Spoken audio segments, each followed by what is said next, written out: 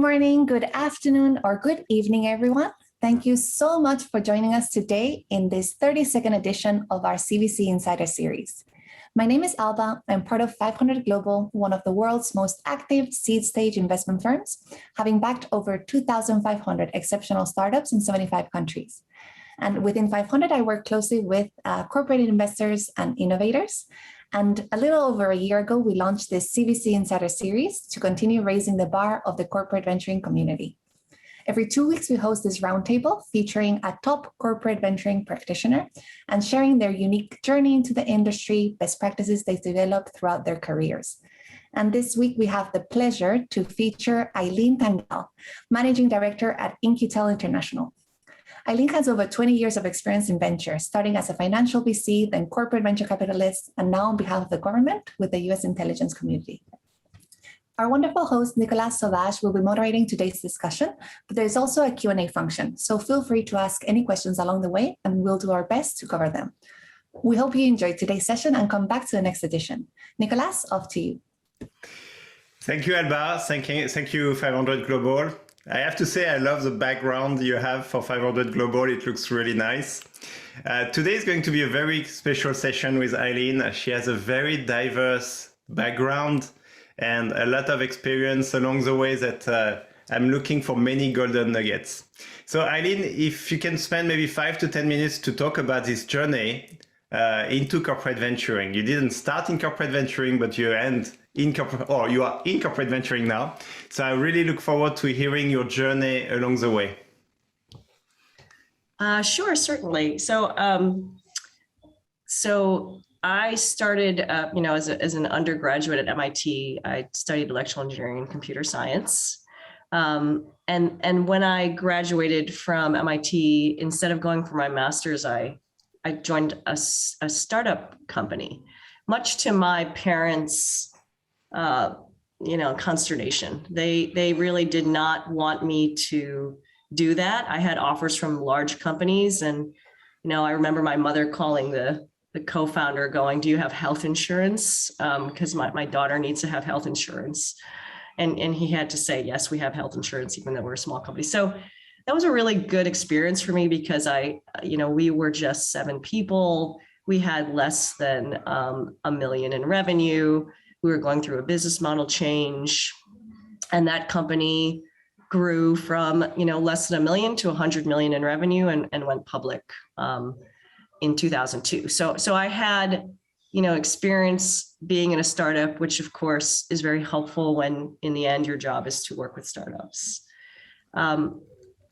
Besides that startup, I actually went to a .com or a .bomb back in 99, 2000, the heady days of the .com, which we were 300, became 800, and went down to nothing.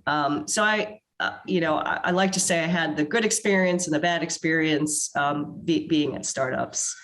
So when the .com bubble burst, I, like many, decided to go to business school. I'd had a taste of being a product manager at the .com, and I wanted to go to business school to learn how to be a better product manager. So that's why I went to business school. So many people ask, "How did you get into venture capital?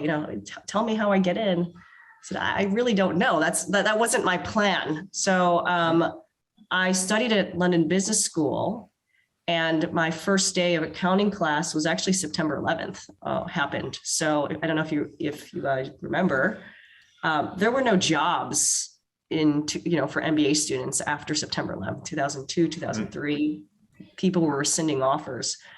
But I was fortunate enough to have been recruited mostly because I think I had this unique entrepreneurial experience by Amadeus. They shortlisted me amongst some of the MBA students to interview with them. And I didn't know who Amadeus Capital Partners was, but their leading venture capital fund still are at the time. So I went to Amadeus, was apprenticed there, and did the typical senior associate. Then I went to another firm called Kennett, and in 2008, for personal reasons, we wanted to move back to the US. So moved back to the US, went on LinkedIn, tried to make some connections, and ran into Chris Moran at Applied Materials. And I had a semiconductor background, and really he was recruiting, and that's how I went from going from, financial VC into corporate. It's just a series of, not really planning for it, but kind of ending up there. I don't know. Do you want me to go on, or was that the? Oh, no. I want to. Corporate? Yeah, I want to hear about not just Applied Ventures, but then ARM and now In-Q-Tel and all these changes. Sure. So I was at Applied Ventures. I just saw the chat note from one of my colleagues, Tony. Yes. Tony, my favorite, not my favorite, sorry, the rest, but he indeed, we had a great time at Applied. So I was at Applied for 6.5 years and went from being an individual contributor to, having the opportunity to run the team and the fund. And it was a really great experience because we had a CEO change. And one of the big things about CVC, of course, is can you withstand a CEO change and a change in strategy? And maybe we'll talk about it later, but at the time, Applied Ventures had been formed originally to do a lot of what I would call eyes and ears investing in clean tech and a lot of the areas that Applied was trying to go into. And with the CEO change, we had to shift a little bit more towards things that had immediate impact on business units, whether it be revenue or acquisitions. So that was a shift that happened. In 2014, Applied and Tokyo Electron site were about to do a merger of equals. And I then decided to move on to ARM. When I was a financial venture capitalist in England in 2003, I had sat on the board with the now CEO of ARM, Simon Segars, and he wanted to build a group to try to find more revenue besides what ARM primarily was generating revenue from, which was IP license and royalty. So created this strategic group called New Business Ventures. So I went into that group, and it was the goal was to create a couple businesses either through investment or acquisition, but mostly through acquisition, to diversify ARM's revenue. And I had been in for about 1.5 years, and that's when SoftBank came calling. I kept joking that everywhere I was going, some Japanese conglomerate was trying to buy the company I was in. So SoftBank acquired ARM, and I decided, after having run into the managing partner for In-Q-Tel, the West Coast, George Hoyam, he said, well, what are you doing? And I said, well, ARM is being bought by SoftBank. My role is changing. My husband and I are starting this coder school. I don't know what I'm doing. I might just take it like 1 year off. And he sort of said, well, don't do that. Come and use your skill set to help your country effectively, right? And how can you say no to that, right? Yeah, that's so. So I joined first, sort of full-time, but then part-time, and then full-time again. And I've been at In-Q-Tel for the last 4.5 years. And most recently, I've been seconded to our London office to support now not just the US Defense and Intelligence community, but the Australian and UK government. So we opened London and Sydney offices, and I am here in a secondment for 2 years. But yes, I've had the experience of being, startup, financial VC, strategic VCs, and now government-related VC. This is really, really cool. And it's not just startup experience. You had a very successful startup experience. And then you mentioned about the dot bomb experience of going up and down to zero. So how much of that successful and unsuccessful combination makes you a better investor? Yeah, so I always like to joke that if you're always an A student and have never failed, then you're not really that smart because you don't know what it's like to fail. And also you to some extent, you do have to realize it's luck. I mean, you have people work hard, you can do a lot of the analysis, right? You do, Tony who's on here, we used to, troves of analysis of S curves trying to predict whether or not something will adopt. And in the end, it's companies succeed usually because number one, the really good founder, the grit of the founder, and the founder's ability to pivot their product or their market when necessary in order to raise capital or get revenues. That's what I found. And if you were, again, around in the 90s, you didn't know that Netflix was going to be what Netflix is today. You didn't know that Google was going to be the winner under Google, Yahoo, Ask Jeeves, et cetera.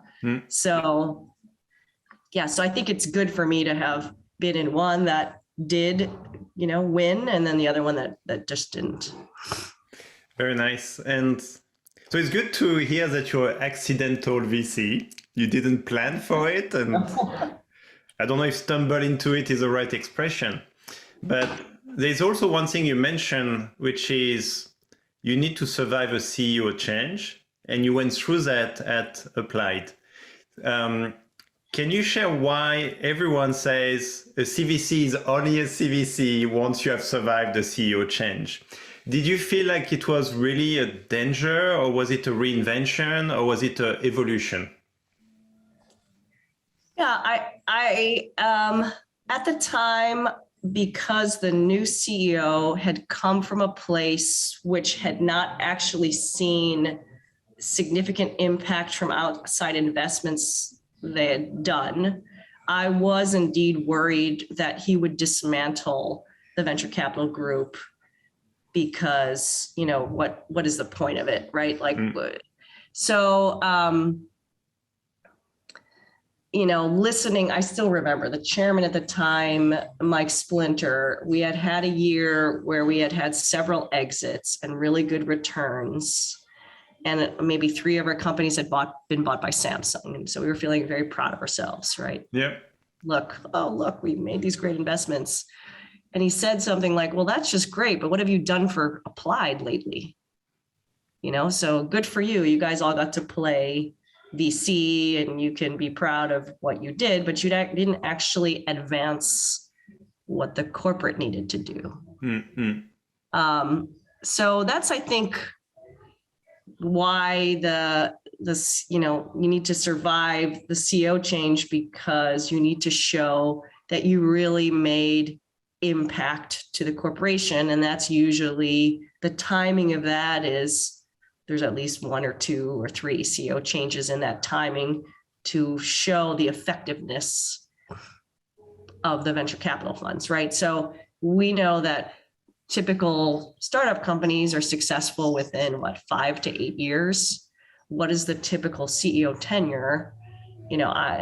That's maybe why some of the timing is like, well, you have to survive at least 1, if not 2 CEO changes, and then show that you've been impactful.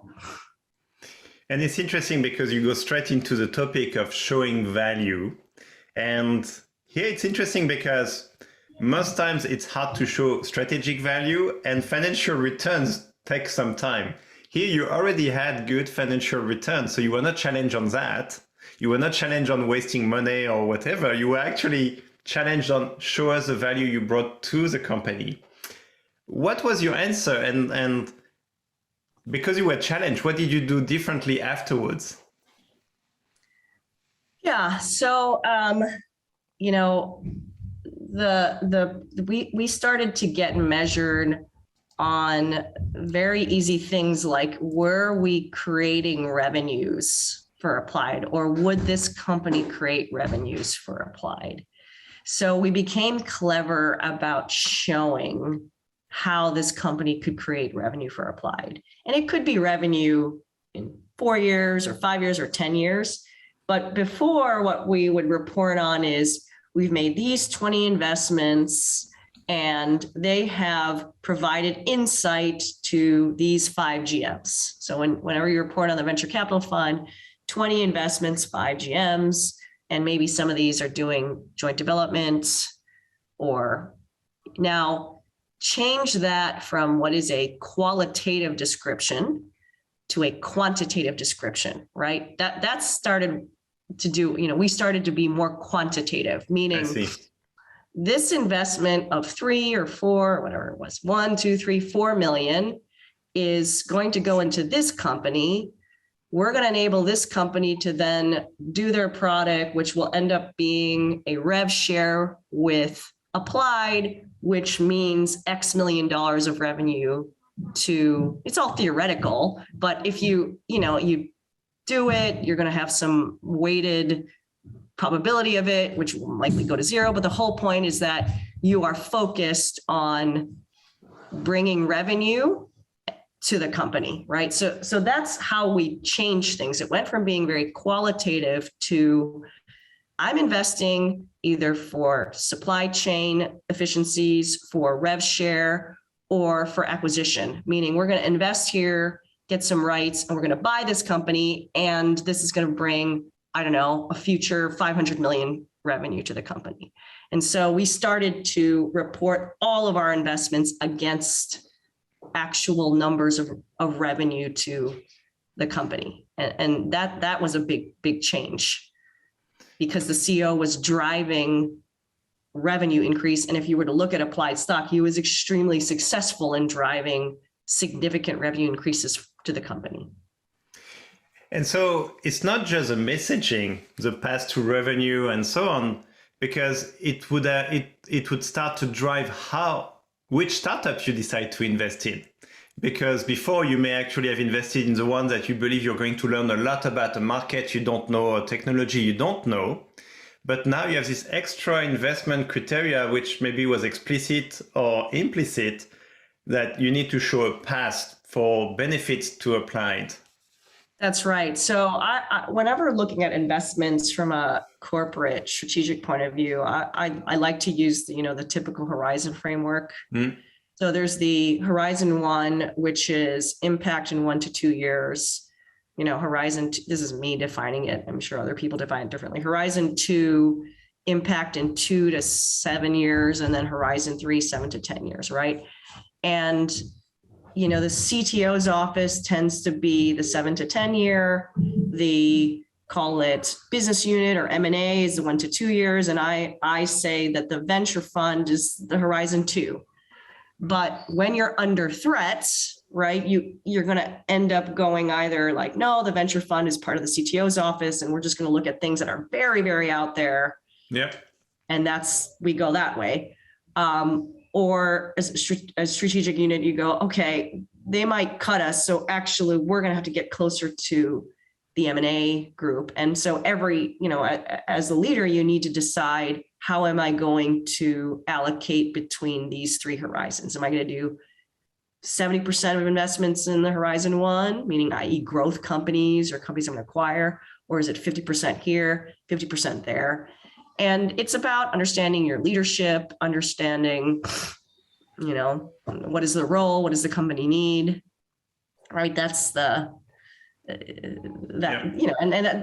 is, I think, the same in almost every CVC, right? It's also going to influence the stage of the company you invest, because if you want to show a path to revenue, you won't invest in seed company, but more in the Series B, Series C kind of companies. Right. And of course, you also play this game of like, what's going to give me cover? If I have one really good, we made this investment, we bought the company, it's delivering, call it $50, $100 million revenues to the business unit. because I can live on that reputational success, that's going to allow me to do 4 or 5, call them seed speculative eyes and ears things, right? Yep. So you have to be clever also about, and you want to retain really good people, and some of the really good people don't want to do necessarily the boring like growth and Yep. in the thing that they want to do the more. So you have to say, okay, well, I, as the leader, or the two people in the team are going to be the ones that make sure we fulfill what M&A wants, or the business unit want, and we will give cover to the rest of you to do the out there things, right? The quantum cryptographic thing that will never affect the business in the next 1, 2, 3 years, right? That's the role you need to play as the leader. I really like your candid view and the expression to give cover. Actually, the golden nugget you just gave is the same that Tony Chow, that is in the audience, gave me when I started TDK Ventures. And I was very keen to invest only in very early stage. And Tony said, no. Be smart and do some late stage so that you can actually show some returns earlier on and so on. So I can see there's some overlap here in the advice. Let me ask a question about the reporting. So I don't know about at the time, but today Applied Ventures report to the CTO, which would imply a longer horizon. How do you see the reporting line? That was a change. Yeah. So you understand the history. It went, Chris Moran, we were in corporate business development. And then I was reporting into corporate business development. And then when the CEO change happened, then I reported to the CTO. And then I left, and then of course Tony, Yep. who was on the team, then of course for the CTO. But again, to your question of can you do longer horizon investing when you're in the CTO? Absolutely, right. That's because or now vice versa. Right. Yeah, that's right. I still, however, think that despite that, not to give away too many internal secrets, but I implemented something called the I2A strategy at Applied, or the Invest Acquire. And that's still, another golden nugget. You want to invent a 3-letter acronym that your group is known for, right? So I to A, it's really meaningless. It's not that big of a deal, but the whole point is that within Applied, it's like tradecraft. I to A, Applied Ventures, we do I to A, and now, so it's like internal branding.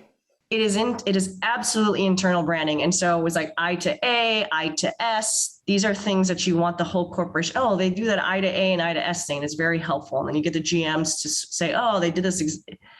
And so even though you're in the CTO's office and you are looking at maybe longer horizons, you still want to say the branding I to A, we did 1 I to A or 2 I to A, and maybe they're not producing revenue right away, but you're setting up a metric for them to measure you by, right? Because you're the one who invented the I to A metric or the I to S metric or whatever it is that will get buy-in from the leadership. And then you say, look, I did 1, 2, 3. And even to this day, I know from my ex-colleagues are like, oh, we did our 4th I to A, or I did our 5th I to A, who cares? I mean, but the point is that we invented them, Yep. I don't know why I still remember it was like a quarterly update I was giving to the execs, and I put it on there, and all of a sudden it became a 3-letter acronym that everybody started using. And it's, but it's the concept of create the metric, spread the metric, perform against the metric, and then use that to sort of ensure survivability is important. I think this is a golden nugget. I agree. I have these terms that we use in TDK Ventures that we now have our corporate officers mention, and when they do, I'm like, okay, this is good.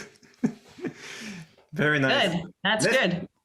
Let's move to ARM, which was again a different setup. And I want to put this into a context of, I think you had experience of financial VC with a real fund, also evergreen fund.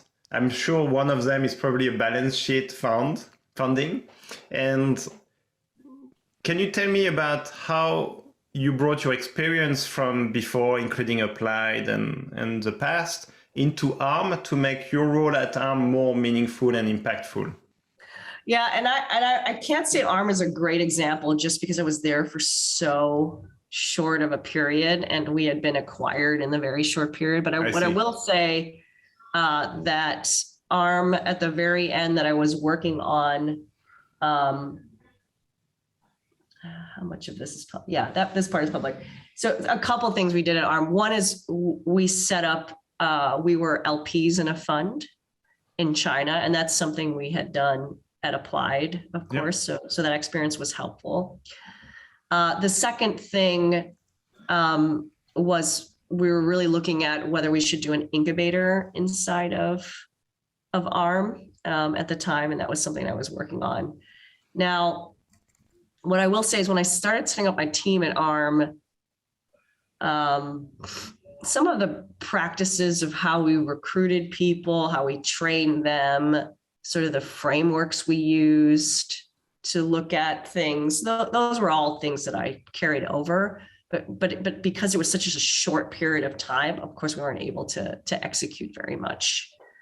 It was a good return for everybody because, of course, SoftBank paid like a 40% premium to the ARM stock, but I just wasn't there long enough to deliver anything because it was like a year and a half. Understood. Yeah. You just mentioned incubator. Can you give a view whether you think that the people driving the corporate VCs should be the one driving the incubator, or if there is value that it's different teams driving the CVC, which is really about looking at the outside, bringing that in, versus incubators, which is more building from inside and potentially spinning off? Yeah. So I do think the skill set is different. Yep. So we at In-Q-Tel, you may have seen, have launched our own, call it incubator called IQT Emerge, where we are helping people who, let's say, are in the DARPA work programs that are program managers, effectively bring their ideas and products together and actually turn them into companies that can be funded. And that requires a lot of usually entrepreneurial commercialization experience. And it's not, sort of the business development sales experience that is, and financial experience that is needed to be a venture capitalist isn't necessarily the skill set you need when you're just, you need 3 people to productize something and to come up with an idea. I think they can help, but it's a fundamentally different role.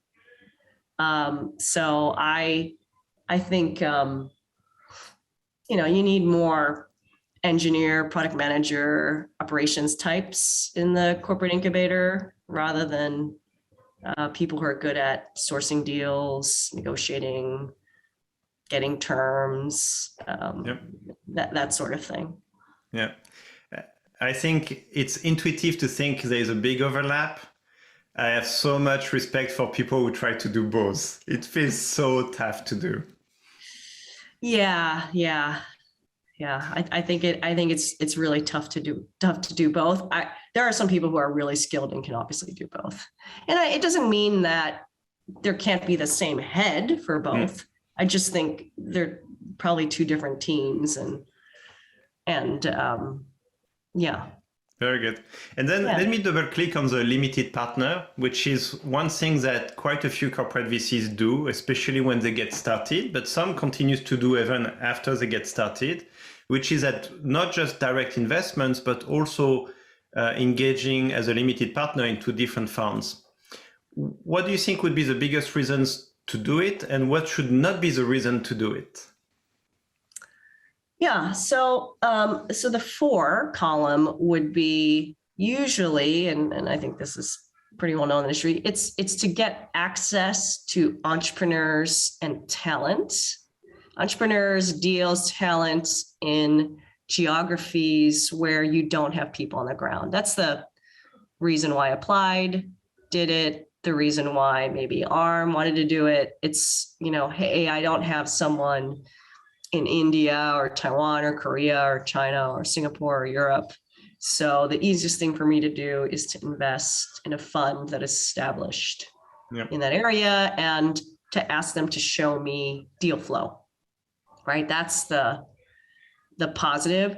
I also think, this day and age, because there's not enough representation of minorities in some cases, or women in the entrepreneurship community, or general entrepreneurship community. Sometimes you also want to invest in funds that will connect you with networks that you don't necessarily see. So like if your entire venture capital team is all men or all of one race, just because we're human nature, chances are and I used to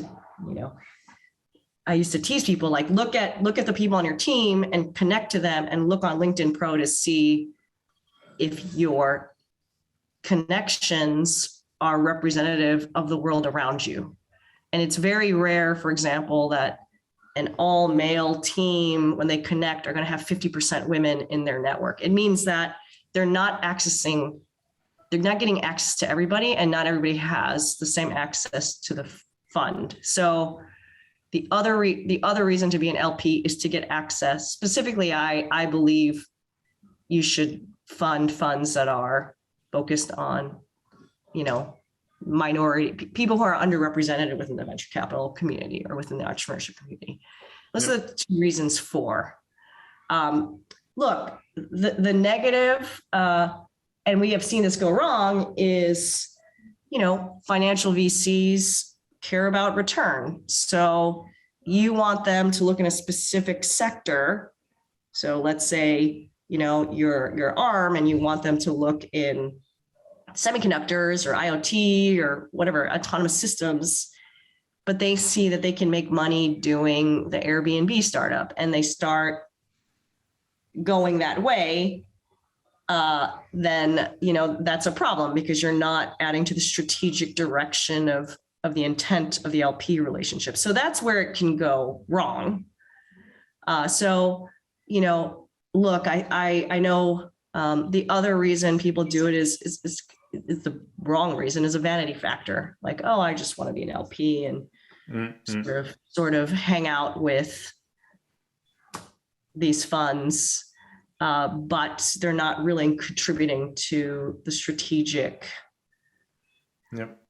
mission of where you are. So that's obviously a bad reason, and hopefully people don't do that. But sometimes it's easy to get caught in the I want to be associated with whomever, right? Yeah, and association doesn't mean intimacy respect. with. It doesn't mean respect or intimacy at all. It just you're just sort of another LP. Yeah. I like the fact you touch about access, especially access to entrepreneurs who don't necessarily have easy access to VCs and CVCs, which means actually the stack is against them. And if they manage to actually continue to thrive, actually, I have a very positive bias for that, because they have even more to prove and to succeed than those who are not. How do you enforce with your team, your investing team, to really go beyond the first level or second level network? How do you make sure that they are proactively thinking about diversity in who they reach out to? Yeah, so at In-Q-Tel, we've been, we established a diversity, equity, and inclusion committee. We have sort of groups within In-Q-Tel. Our our hiring practices are as blind as possible. So for example, if you apply to In-Q-Tel, we will strip out any mention of anything that will be able to tell us what your gender is, or we even strip out schools because sometimes people tend to have a bias towards the Ivy League. Mm-hmm. So first there's the people you bring in to make sure that they are as diverse as possible, because with diverse employees comes diverse networks. The next is to sort of take a look, take a look around at the group and make sure you really realize who's not being represented. The next thing is, if you don't have enough women on your team, then be proactive about recruiting them. If you don't have certain, then be proactive. And maybe you do have to sacrifice efficiency. I mean, this is always the challenge when recruiting. Like I need someone in 2 months, but I can't find a female that I really think our team needs to be balanced with more females. So I'm just going to hire another male, right? I understand you need to get on, but if we just continue, you aren't going to get the balance. So we will take our time to try to make sure things are balanced. That's one. In terms of, access and making sure all entrepreneurs, just like everybody, we do the best we can. We try to get people to, there's something like 12, we were just talking about this today in the committee meeting before I got on here. There are like 12 different organizations that are promoting and trying to help entrepreneurs from underrepresented groups like Black VC and All Raise and Upward. And, I was talking to one called Impact X. So, we as a team generally believe that in order to improve national security, and this, everybody knows this, to improve national security, you really do need to find the best ideas from wherever they come from. So, I think there's some individual because we're all mission driven, some individual motivation to do that. But that's also because of the people we let in the door, right? So I like the fact you're very explicit, and I think it's the first time someone is so explicit that you have to be willing to give up effectiveness. And the way efficiency, not effectiveness, efficiency. Efficiency, sorry, yeah. And the way I'm thinking about it is time, which is rather than trying to fill a position within 2 months, give yourself 6 months. Make sure you have as wide an inflow of candidates to be able to actually have a chance to have good candidates from a diverse background. And this is really not straightforward because you want to go fast, especially when you have a need. And I like the fact you are very explicit that this is about the trade-off. If you take your time. And I also would say one other thing, which is, beware of implicit bias, right? So, the other thing of course, all these companies have implicit bias training, but, I'm guilty of this myself before, unless you had a double E degree, and an MBA and worked at a startup, I wouldn't necessarily have thought you would have made it a good VC and worked at, I definitely used to think that way, call it 10, 15 years ago. And it's not that surprising if you were to actually look at Applied Ventures. When I was there, we all had engineering degree, MBA, technical experience, right? And that was the team. But that's not, the one thing about In-Q-Tel is that if you were to look at our investment team today, I think I'm one of 3 that has an engineering science. It doesn't mean you don't have to have an engineering degree. You don't have to have an MBA. You don't have to have gone to it.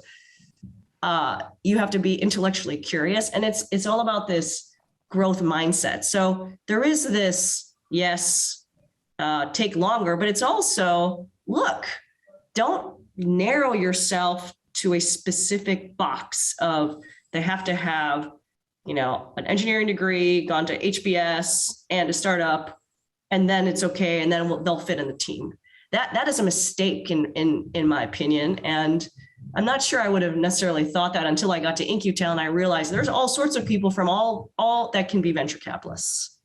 and this growth mindset of what you studied, what you've experienced doesn't define what you can be and how effective you can be as a venture capitalist. So here I'm interested to talk about the resume, the CV you receive. So you mentioned you have this committee. You mentioned about stripping information away from the resume that you review.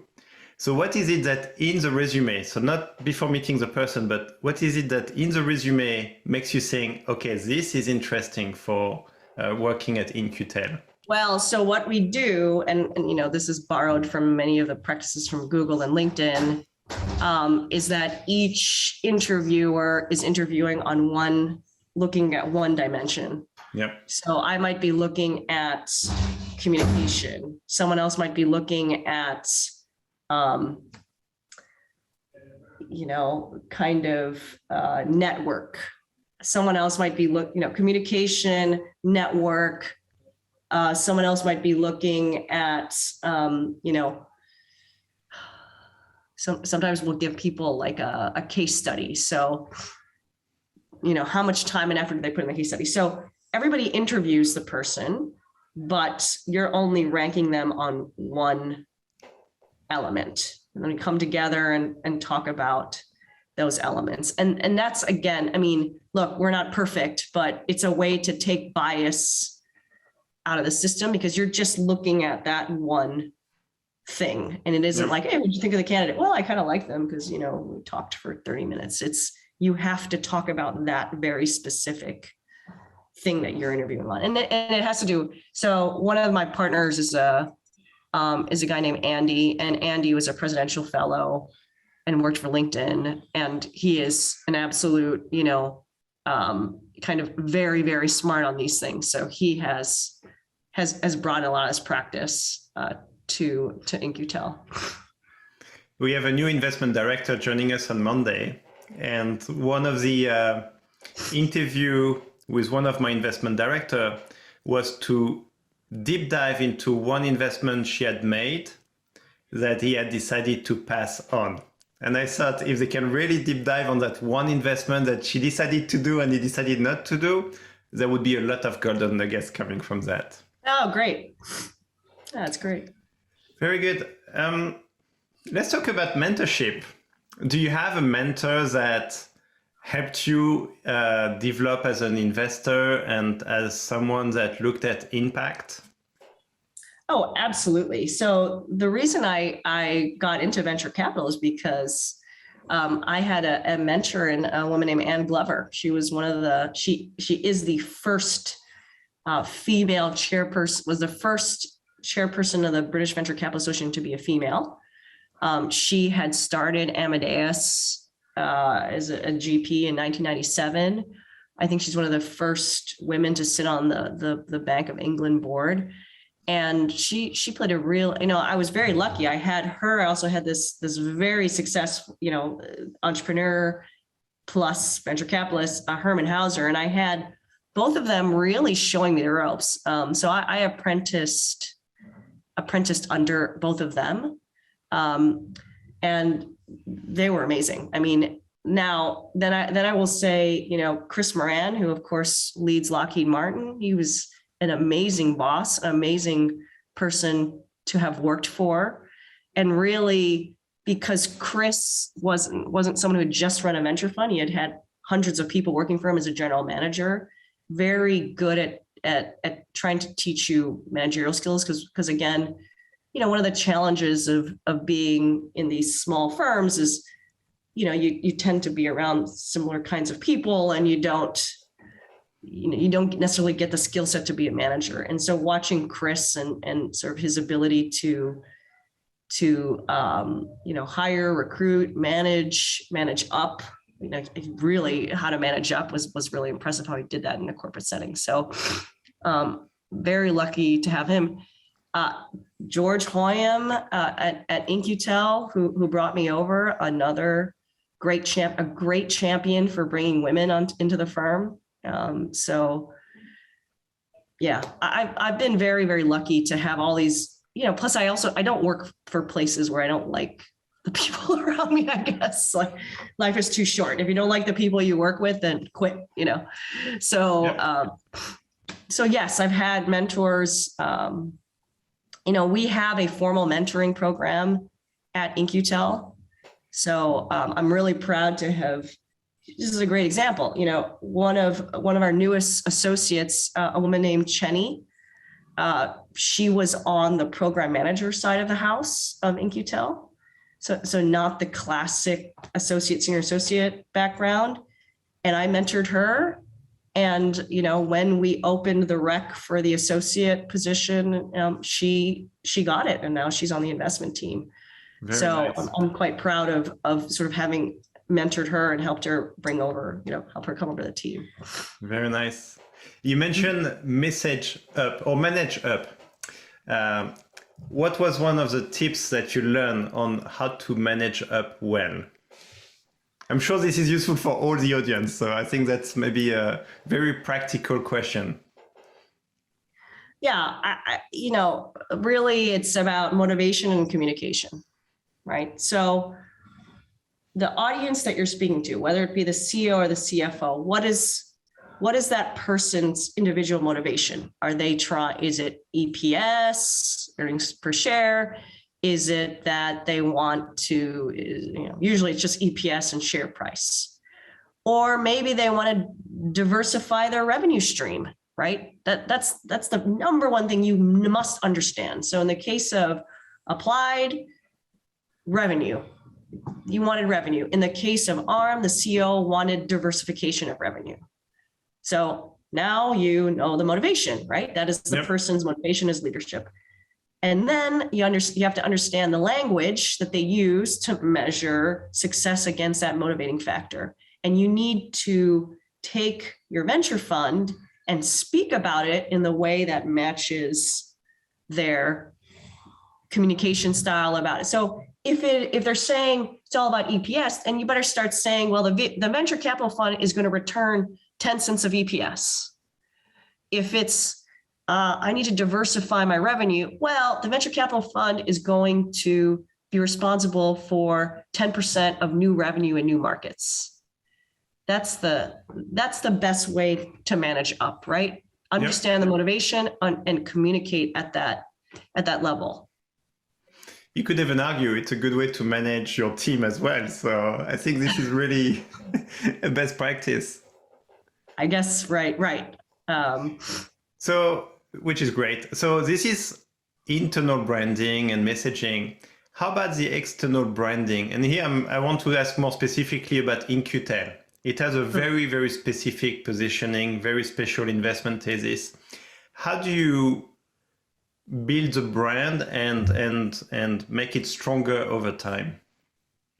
Yeah, so you know, fortunately for me, In-Q-Tel has, you know, had already a very good brand, very successful prior to me being ever near the firm. So I didn't have to do very much. It was already there. So further building upon it, I think you know, again, communicating the successes we've had, right? In-Q-Tel is about identifying dual use technologies, adapting those, and actually using them in missions, right? So how can you show that to entrepreneurs? Well, it's about when, after you invest, did they actually get pulled through by the customer? It's different than the normal CVC, right? So, you know, and so they turn to each other and you measure out of all the investments we've done, what percentage of them actually were adopted by the customers, because that's what we are telling them. Mm-hmm. And so, you know, to date, you know, about 70% of what we invest in actually gets piloted. Another 70% of that gets adopted. But this is really the only mechanism by which a company can raise both equity and NRE and get a customer into the government. So we just continue to deliver on that. And then, you know, kind of going back to your strategic versus financial, you know, we've done very, very well. You know, we have a lot of big profile companies in which we've invested, including Palantir.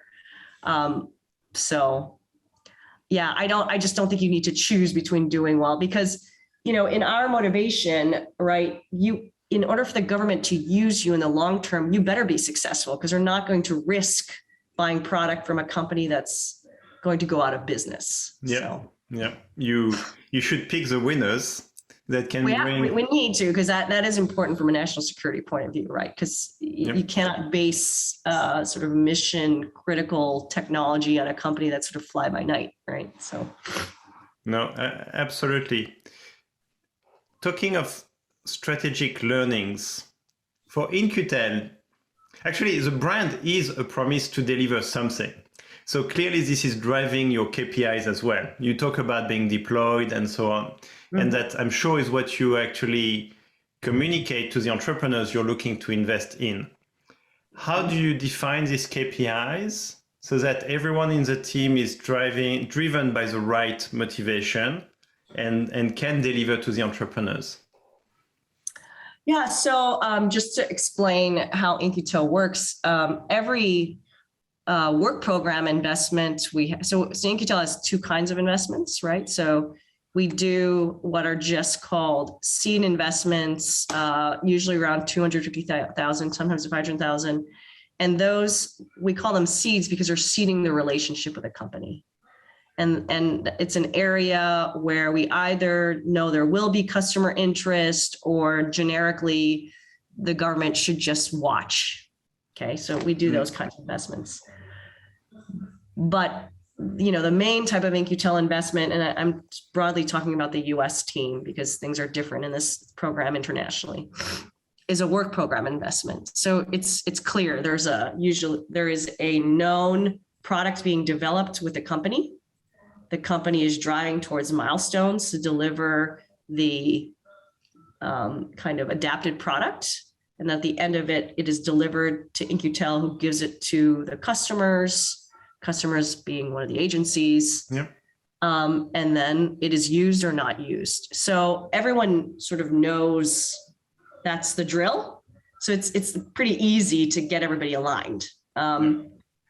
And things don't pass in the work program unless there's a real need. Now, you know, the motivations of, you know, again, it's different maybe at In-Q-Tel because we're highly mission driven, right? This is about saving a life, impacting, getting insight about something going on for the sake of national security. So, yeah, I don't know if it's because of that it's different. It's very interesting. And I think one thing you said, which I think is also the way you frame it, is you talk about your customer, which are the agencies.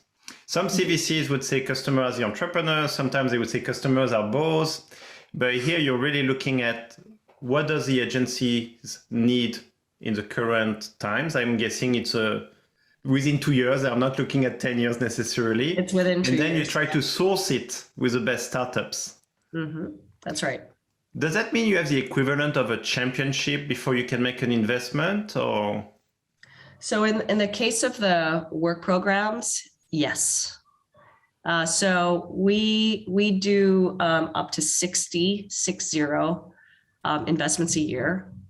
And not all of those are work programs. I think it's something like 30 or 35 are okay, a good programs. portion. And right. And those, of course, have to have a sponsoring. The other are coming off of all the returns we've made over the years. So, okay. So those don't need sponsorship, if you will. Those can just be. So in a way, your strategic learnings are very simple to measure. It's about how many have you found that meet the requirements of the agencies and then get deployed afterwards. That's right. Okay. So that's why I'm saying it's much easier in many cases, many respects than kind of the typical corporate VC. So we are measuring. The lingo is pilots and adoptions. How many technologies actually got piloted and the company got adopted? So did you create the acronym P2A or? No, I don't have to do anything. They did it all before me.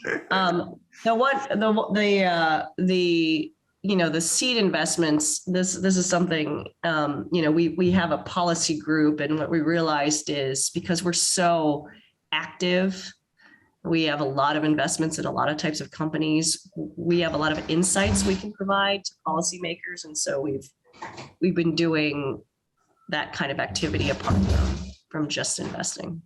Very nice. And Yeah. what I think is very interesting in this model is that when you do decide to invest in a startup, you already know there is a need. You already know you're going to give them access to a customer. So in a way, I'm not saying it's illegal because I'm sure it's not, but it's like you have this insight about what the company could be doing so much better once you invest in them and give them access. Yeah. And again, that's only the case for half. There are others where we don't have a customer for them. I see. It is purely a relation. It is this is a really interesting technology. And we think that In-Q-Tel needs to pay attention. So for example, we invested in blockchain like 10 years, a very long time ago. We invested in quantum a very long time ago. Is there someone in the agencies that are going to use any of that at the time? No, but we knew it was important to do it. So, we're doing both. But yes, on the work program, it is it is nicer because you can deliver something to the entrepreneur that's concrete. They're going to get revenues, customer, et cetera, et cetera. It's a very positive signaling as well when it's a work program. When it's a seed, it doesn't have that signaling, but how are you thinking about follow-on investments in this case? So I think it is a very high percentage of seed investment. I don't know the exact, but it's pretty high that convert to work programs. Okay. Which is another KPI? It's not an official KPI, but it's something we do watch. Very nice. Yeah. So we have work programs, we have seed investments, we watch how many of those turn into it. But again, we are a special group that can deliver partners some insights just from the seeds. And sometimes even if it doesn't go to a work program, it's been helpful to the company. It's been helpful to the customers. And because you're so focused on this deployment and adoption, do you have a separation of teams between, for example, the investing team and the deployment team or business development team, or it's the same team doing everything? No, we are fortunate. We have investment team, technical architects, program managers, and system engineers. So every team has 4 people when it's a work program. Very nice. It's a very, it's unlike, let's say, at Applied, where we would be doing like 2.5 out of 4 of those roles ourselves inside. But you have to remember that, at Applied, maybe we're doing 4 investments, new investments. And when I say 60, I don't mean any follow. I'm talking about 60 new investments a year, right? Yeah, so not even the follow. Yeah, not even talking about the follow-on. So in order to scale like that, you do have to. It's a well-run machine. Separate teams. Correct. It's extremely well-oiled machine. Yeah. Very nice. So we're getting to the top of the hour. So I want to finish with one question, which is about what are you most excited about for the next 5 years in terms of where you want to invest? That's really, really broad. So I'll answer. I'll answer for In-Q-Tel in that obviously from a national security point of view, you need to ensure that climate change and supply chain, they're related to each other. Effectively, climate change tech and supply chain tech, which sort of stops some of the geopolitical issue or hotspots that are happening in the world. So, why are authoritarian governments putting Uyghurs in prison camps? Well, because they're sitting on natural gas reserves, right? So, what am I excited about? Effectively anything that can stop really the exploitation of people because of what natural resources they have. Yeah. So, because that's why wars are fought. Wars are fought because, that country has all the lithium in the world. And so now I want to take over that country. And when you do that, you upset their economy and the democracy, et cetera. So even though technology is potentially having been responsible for that, technology can also be the way to stop that from happening. So for me, it's what companies out there can stop, again, these geopolitical flashpoints across the world from happening through innovation. And that's in many, many sectors. So that's one. For me personally, I'm really, and this maybe is obvious because of the pandemic, I really see a big wave of tech into healthcare finally. Yep. Finally. So, why isn't there more AI and ML at the edge in healthcare yet?